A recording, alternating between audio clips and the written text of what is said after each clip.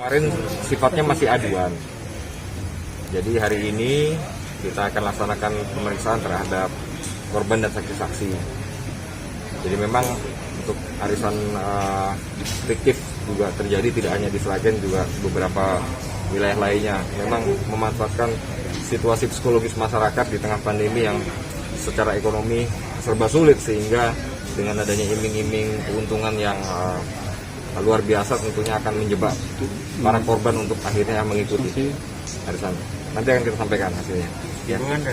Ya, himbauan jangan mudah untuk percaya dengan iming-iming keuntungan yang berlipat ganda.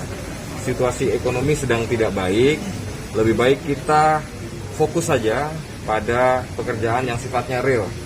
Jadi jangan sampai dengan iming-iming tanpa bekerja apapun menghasilkan hasil yang sangat luar biasa. Itu dipastikan adalah penipuan.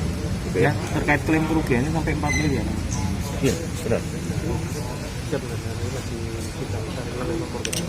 Ya, ini ada 4 korban yang melapor, nanti kita hitung. Ya, kira-kira seperti itu lah. Ya. Terima kasih ya. Ceritakan bagaimana ceritanya itu ya cuman itu loh Mas, arisan investasi lah. Arisan investasi itu kan aku nggih, soalnya kronologinya beda-beda.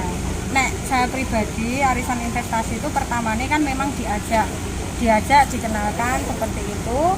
Cuman kan saya melihat dulu dalam grup itu kan ternyata juga ada seorang polisi juga, pegawai bank juga, dan PNS kayak gitu. Makanya saya juga percaya gitu. Saya juga percaya bahwa arisan ini oke lah, aman gitu, dan ini juga sudah berjalan lama juga gitu. Makanya saya juga ikut untuk investasi itu. Ternyata saya baru masuk itu bulan Juni, sampai sekarang itu ini nggak ada yang keluar sama sekali uang saya gitu. Kalau di total jumlah semuanya, maksudnya semua korban ya kan, kita ini misalnya ini berenam, besok ada lagi juga yang keluar, itu sekitar 4 miliar gitu, jumlah kerugian semua total gitu.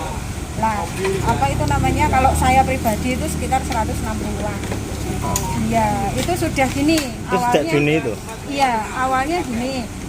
Pada waktu itu kan sudah ada kayak rembukan bahwa si yang namanya tersangka ini, si Devi ini sudah bilang bahwa ini mau diselesaikan gitu, sudah mau diselesaikan, tapi ternyata sampai sekarang tidak ada itikat baik dari Devi, dan ternyata waktu dicari dia sudah nggak ada di rumah, tidak ada di tempat. Dan waktu itu pernah ada yang geruduk dari orang lain juga, korban juga, ke tempatnya si Devi itu yang di Ngemplak itu, pernah ke sana juga.